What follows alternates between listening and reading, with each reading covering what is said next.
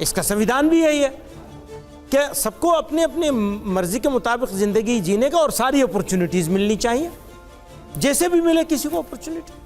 अगर किसी बच्ची को ये डर है, मुझे ये डर है कि मेरी बच्ची या मेरी भतीजी या मेरे पड़ोस की बच्ची, इसकी पढ़ाई छूट जाएगी, इस डर को दूर करने के लिए मैं सिर्फ बच्चियों का अगर स्कूल, कॉलेज, मेडिकल कॉलेज या यूनिवर्सिटी बनाना चाहूँ तो ये अच्छी बात है या बुरी बात है?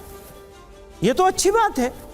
मैं उस बच्ची को भी मौका देना चाहता हूँ जो डर के मारे या किसी वजह से हिजाब के मारे, हया के मारे, शर्म के मारे लड़कों के साथ नहीं पढ़ना चाहती है। तो मैं चाहता हूँ मेरा देश, आप लोग, हम सब मिलकर उनको भी वेलकम करें। अच्छा चलो तुम्हारे लिए हम ये अरेंजमेंट करते हैं, लेकिन पढ़ना तुम्हें हर हाल में पड़ेगा, पढ़ने से तुम नहीं रुक सकते। क्या लड़के और लड़कियों को अलग पढ़ना चाहिए आपके अनुसार? भाई यही तो मैं कह रहा हूँ, जिसको आप मौका दीजिए ना बच्ची को, जैसा चाहे वो वैसा, मैटर ऑफ चॉइस, लेकिन लेकिन पढ़ना पड़ेगा उसे, ये मैटर ऑफ चॉइस, उसको पढ़ना पड़ेगा हर हाल में। भारत की जय का नारा एक मुस्लिम, भारत माता की जय का जो नारा है वो एक मुस्लिम अजीमुल्लाह शख्शान ने इजाद किया था। जय हिंद का नारा आबिद हसन ने लगाया था, लेकिन आप वंदे मातरम के खिलाफ फतवे का समर्थन कर। अब वो दो बातें क्या कि आप फिर वंदे मातरम पे आ गए अचानक। बताइए मुझे, इतना ज्यादा स्विच करते हैं, मुझे नहीं मालूम था, पहली मर्तबा इनके साथ बैठा हूँ, मुझे क्या मालूम था कि इतना ज्यादा उदाहरण कुछ और देंगे, बात कुछ और कहेंगे। तो मैं क्या बताऊँ आपको, मैं क्या बताऊँ?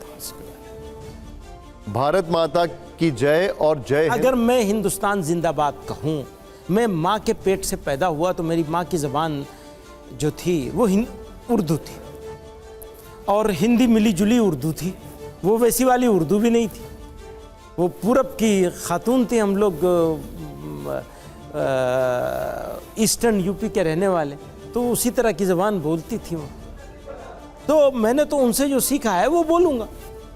आप ये कि यूं नहीं कह रहे हो तो यूं कहो, कहलवाएंगे, ये तो ठीक नहीं। लेकिन मैं आपसे अगर मैं हिंदुस्तान जिंदाबाद ये सवाल क्यों पूछ रहा हूं, देखिए जो इस देश के फाउंडिंग मेंबर्स या फाउंडिंग पिलर्स हैं, जब वंदे मातरम के वो जो 2 सेलेक्टिव स्टैंजा सेलेक्ट किए गए, तब उन्होंने कमेटी बनाकर ये बाकायदा फैसला किया था कि इसमें कहीं पर भी आइडल वर्शिप नहीं है। तो फिर आपको इससे आपत्ति क्या है? ये कमेटी ने क्या फैसला किया था मुझे नहीं मालूम। अरे इतिहास में है सब, और उसमें ये इसके ऊपर इसरार क्यों है आपको? मेरा ऑब्जेक्शन आपके इस जिद और इसरार पर है। मेरा ये पहला तो ये मेरी जिद नहीं है, मेरा सवाल है, और ये सवाल हर एक के पास से आता है, और सवाल यही है कि वंदे मातरम से क्या आपत्ति है? इस सवाल के जवाब में मैं आपसे सवाल करता हूं कि मेरे हिंदुस्तान जिंदाबाद से आपको क्या प्रॉब्लम? मुझे कोई प्रॉब्लम नहीं है, बिल्कुल प्रॉब्लम। मैं हिंदुस्तान जिंदाबाद कहूंगा। आप मुझसे जबरदस्ती। तो ये विवाद खत्म कैसे होगा? नहीं, खत्म विवाद है ही नहीं। विवाद क्यों है? विवाद है क्यों, ये सवाल है मेरा। इसका मतलब ये है कि आप सुप्रीमेसी डेवलप करना चाहते हैं। बिल्कुल नहीं, वो मंजूर नहीं है। ये एक सवाल निकलता है, ये मैं सवाल आपसे पूछ रहा हूं। खैर, आप सुप्रीमेसी डेवलप करना चाहते हैं, ठीक है। अब नीरजा जी, आपका सवाल कोई?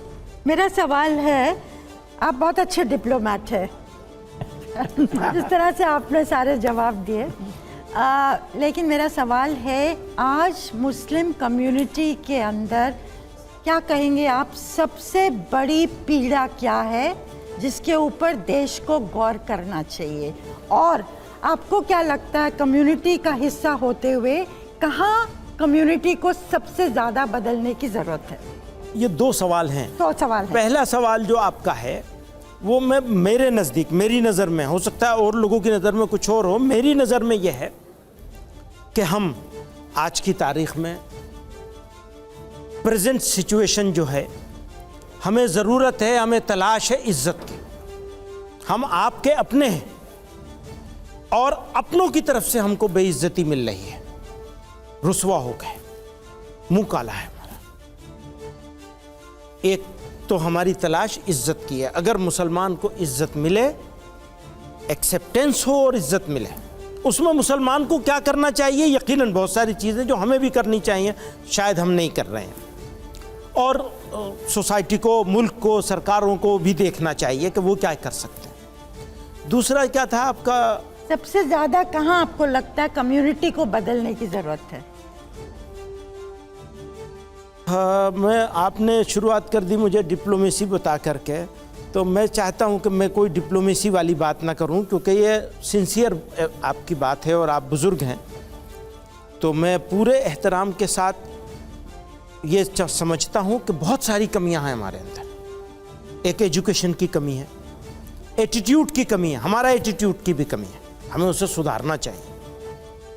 और ज़बान से नहीं कहना चाहिए कि आप हमारे अपने हैं, बल्कि हमें खुद भी अपना समझना चाहिए। आपको आप हमारे अपने हैं, ये रियलिटी है। हम अलग हो नहीं सकते, अलग हो नहीं सकते तो फिर अलग रहने का क्या मतलब है?